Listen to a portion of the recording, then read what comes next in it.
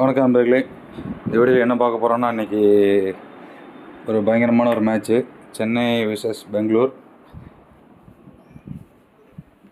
பெங்களூரில் வச்சு நடக்குது மேட்ச்சு. என்னென்னா, இன்றைக்கி மழை இருக்குமா இல்லையா, அது ஒரு பெரிய டவுட்டு. அது ஒரு விஷயம் நடக்குது நண்பர்களே. மழை இருக்குமா இல்லையா, அதெல்லாம் ஒரு பெரிய விஷயமா இருக்குது. இப்போதைக்கு பாயிண்ட் டேபிள் ஆர்சிபி 7வது இடம், சென்னை 4வது இடத்துல இருக்குது. இன்றைக்கி ஆர்சிபி ஜெயிச்சாங்கன்னா, அது அந்த சொன்னபடி ரன் ரேட் படி ஜெயிச்சாங்கன்னா 4வது பிளேஸு போகலாம். பட்டு சென்னை ஜெயிச்சதுன்னா அந்த ரன் ரேட் படி அவங்க ஜெயித்தாலும் சரி, நம்ம சென்னை ஆட்டோமேட்டிக்காக குவாலிஃபை ஆயிடுவாங்க. மழை ஃபுல்லாக பெஞ்சாலும் குவாலிஃபை ஆயிடுவாங்க. இதுக்கு முன்னாடி நடந்த மேட்செல்லாம் சென்னை ஆர்சிபி மேட்ச்னாலே ஒன் சைடு கேம் தான். அது மோஸ்ட்லி பார்த்திங்கன்னா கிட்டத்தட்ட சென்னை தான் டாமினேட் பண்ணியிருப்பாங்க. அதில் எந்த மாற்று கருத்தும் கிடையாது. ரிசல்ட் ஓவர் தி இயர்ஸ் பார்த்திங்கன்னா கிட்டத்தட்ட 30% அப்போ ஐபிஎல் அகேன்ஸ்ட் ஏதாவது 30%. லாஸ்ட்டு 5 மேட்ச்சில் பார்த்திங்கன்னா ஒன்லி 30% தான் மேட்ச் தான் ஜெயிச்சிருக்காங்க. இது ஒரு குவார்ட்டர் ஃபைனல் மாதிரி தான்.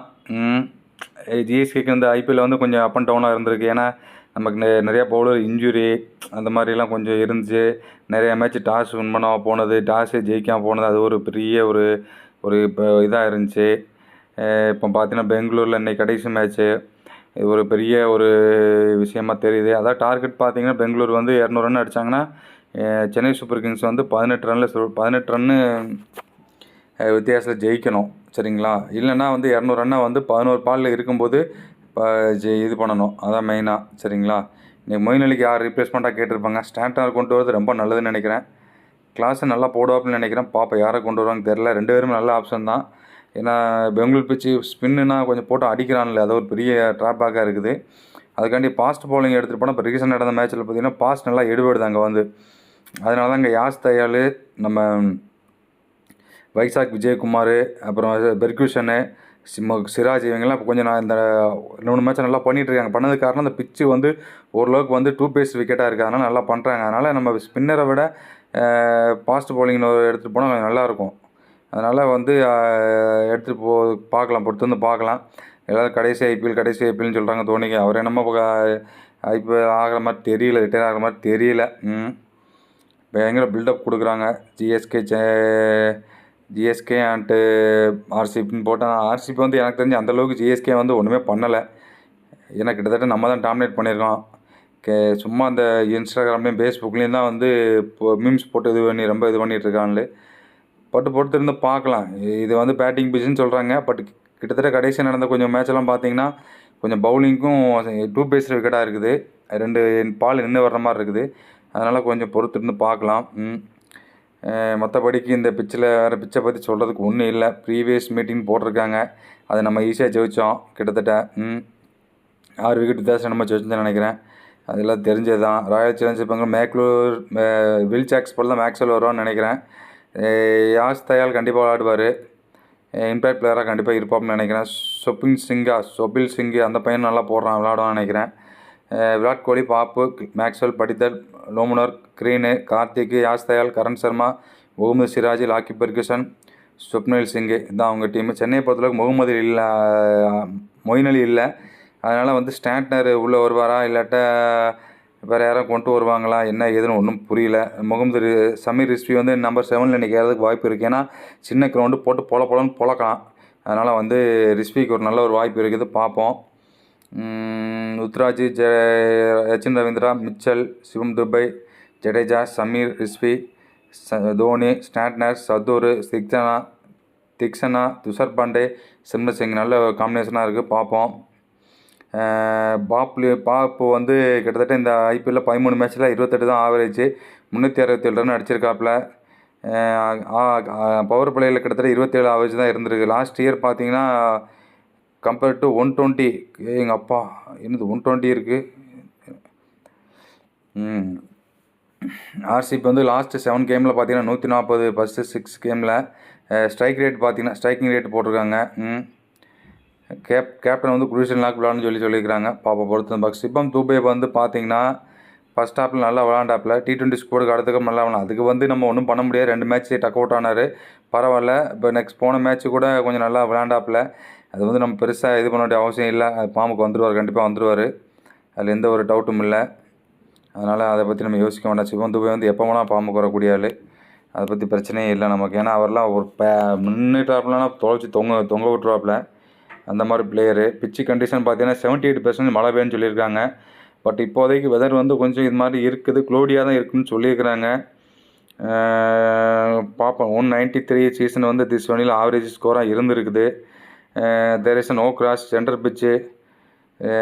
ஸோ எக்ஸ்பர்ட் தான் வெல்டன் போட்டிருக்காங்க. கோலியை வந்து பவர் பிளேயில் வந்து 131 strike rate, 62 first 6 match, 193 last 7 மேட்ச்சில். Average strike rate average 98.50. எங்கேயோ போய்கிட்டு இருக்குது.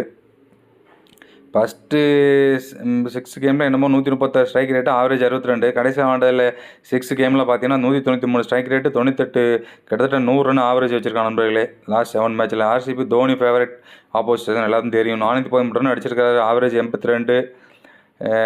வேறு ரெக்கார்டு சொல்ல வேண்டாம். ருத்ராஜ் வந்து 71 திஸ் சீசன், ஆவரேஜ் பார்த்தீங்கன்னா பயங்கரமாக வந்துட்டுருக்காரு. பெஸ்ட்டு ஓப்பனர் இந்த ஐபிஎல்லில். ஓகே ரெடி, இதெல்லாம் ஓகே ரெடி. பார்ப்போம், ஃபேண்டாஸ்டிக் லீக்கில் பார்க்கலாம். ஆர்சிபி ஜிஎஸ்கே வந்து கிட்டத்தட்ட ஆர்சிபி கடைசியாக ஒரு 5 மேட்ச்சில் ஜிஎஸ்கே 4 மேட்ச் ஆர்சிபி ஒரே ஒரு டைம் வின் பண்ணிக்கிறாங்க. அதுக்கு மேலே நம்ம சொல்கிறதுக்கு ஒன்றும் இல்லைங்க அவங்கள பற்றி. கிட்டத்தட்ட 33 மேட்ச்சில் ஆர்சிபி 10 மேட்ச் வின் பண்ணிக்கிறாங்க. சிஎஸ்கே வந்து 22 மேட்ச் வின் பண்ணிக்கிறாங்க நண்பர்களே. இதில் பேட்டிங் பெஸ்ட்டில் வந்து ஜிஎஸ்கே 10, பேட்டிங் செகண்டில் ஜிஎஸ்கே 12 ஜெயிச்சிருக்காங்க. அவங்க வந்து பேட்டிங் பெஸ்ட்டில் 6, பேட்டிங் செகண்டில் 4, எல்லாத்தையுமே வீக்காக இருக்காங்க. டாஸை பொறுத்தளவுக்கு ஆர்சிபி வந்து 12 மேட்ச் வச்சுருக்காங்க. நம்ம வந்து 21 மேட்ச் டாஸ் வின் பண்ணிக்கிறோம்.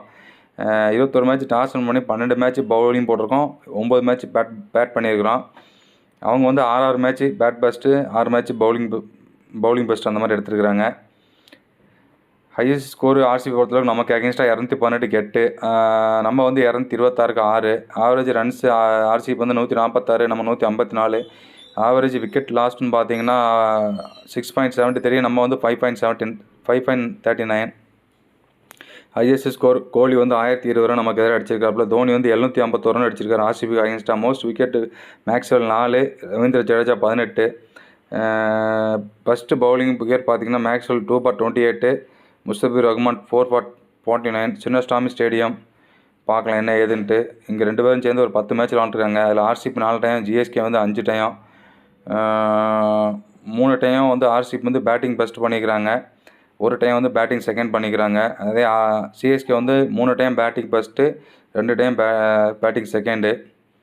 ஓவரால் திஸ் வரையும் பார்த்தீங்கன்னா டோட்டல் மேட்ச் 117, பேட்டிங் ஃபஸ்ட்டு வந்து 50, பேட்டிங் செகண்ட் வந்து 62 டைம். 100 result 6, super over 1. இந்த வழியில் டாஸ் வின் பண்ணாங்கன்னா 198 மேட்ச் 98 டைம் வந்து பவுலிங் பெஸ்ட் எடுத்திருக்காங்க, 19 டைம் தான் பேட்டிங் பெஸ்ட் எடுத்திருக்காங்க. ஓகே, அப்போ இன்றைக்கி வின் பண்ணுற டீமும் கேப்டனும் வந்து பேட்டிங் செகண்ட் தான் எடுக்க போகிறாங்க. மோஸ்ட் மேட்ச் பிளேயர் தான் RCB 99, most win by RCB 47, most தோல்வியும் பார்த்தீங்கன்னா ஆர்சிபி தான் 49. ஆர்சிபி வந்து பிக்கெஸ்ட் வெற்றி பெற ரன்ஸ் பார்த்தீங்கன்னா ஆர்சிபி 144 ரனில் ஜெயிச்சிருக்காங்க. பிக்கெஸ்ட் வெற்றி பெற விக்கெட் பார்த்தீங்கன்னா RCB 10 wicket with 56 ball. Closest வெற்றி பெற ரன்ஸ் பார்த்தீங்கன்னா இந்தியா 1 ரன்னு. க்ளோசஸ்ட் வெற்றி பெற விக்கெட் பார்த்தீங்கன்னா Mumbai win by 1 run, 1 wicket. Average team score இந்த வணியில் பார்த்தீங்கன்னா ஃபஸ்ட் இன்னிங்ஸில் 171.5. Average wicket taken in first innings பார்த்தீங்கன்னா 6.04. Average run score per wicket பார்த்தீங்கன்னா ஃபஸ்ட் இன்னிங்ஸில் 28.38. Average second innings score 153.1. Average wicket taken in second innings பார்த்தீங்கன்னா 5.68. Average run score per wicket பார்த்தீங்கன்னா second இன்னிங்ஸில் 26.95. Overall average wicket taken per innings பார்த்தீங்கன்னா 5.79. Overall average run score per wicket பார்த்தீங்கன்னா 27.69. RCB ஜிஎஸ்கேயும் இந்த வண்டியில் என்ன பண்ணிக்கிறாங்க, ஆர்சிபி 99 மேட்ச் விளாண்டுருக்காங்க, 42 மேட்ச் டாஸ் வின் பண்ணிக்கிறாங்க, 47 டைம் மேட்ச் வின் பண்ணிக்கிறாங்க. 263க்கு 5 highest score, 165.27 average team score இந்த கிரவுண்டில் அடிச்சிருக்காங்க. ஆவரேஜ் விக்கெட் லாஸ்ட்டும் பார்த்தீங்கன்னா 5.77. ஜிஎஸ்கே இந்த கிரவுண்டில் 14 மேட்ச் விளாண்டுருக்காங்க, 7 மேட்ச் டாஸ் வின் பண்ணிக்கிறாங்க, 9 டைம் மேட்ச் வின் பண்ணிக்கிறாங்க.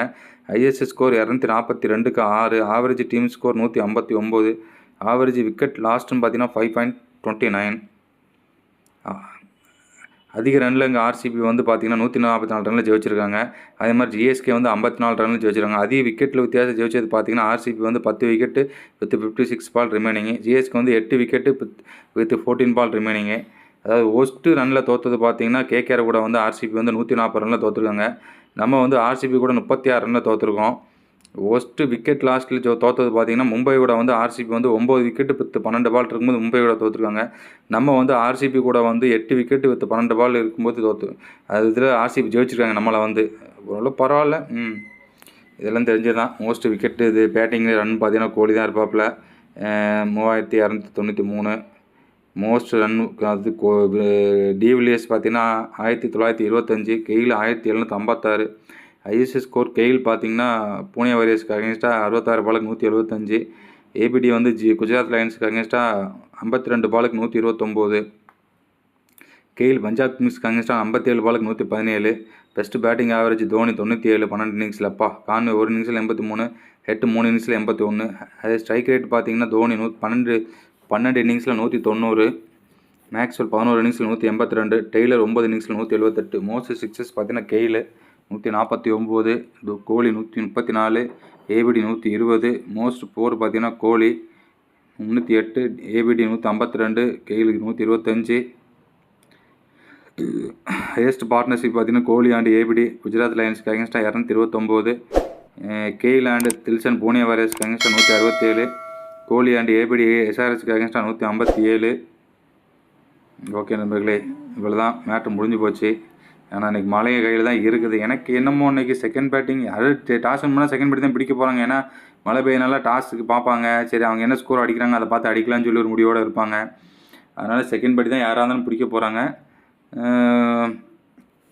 மோஸ்ட்லி பார்ப்போம். 2 டீம் டப்பு தான், யாரும் சொல்ல முடியாது. பட்டு ஓவரால் ரெக்கார்ட் எடுக்கும்போது ஜிஎஸ்கே வந்து பெட்டராக இருக்குது. அதில் எந்த மாற்று கருத்தும் கிடையாது. பட் அதை அப்படியே கண்டினியூ பண்ணுவாங்களா, இல்லாட்டா மழை வந்துடுமா, இல்லாட்டா மழை வந்து ஃபுல் அண்ட் ஃபுல் ஜிஎஸ்கே உள்ளே போயிடுவாங்களா, இதெல்லாம் கொஞ்சம் இருக்குது. பொறுத்திருந்து பார்க்கலாம்.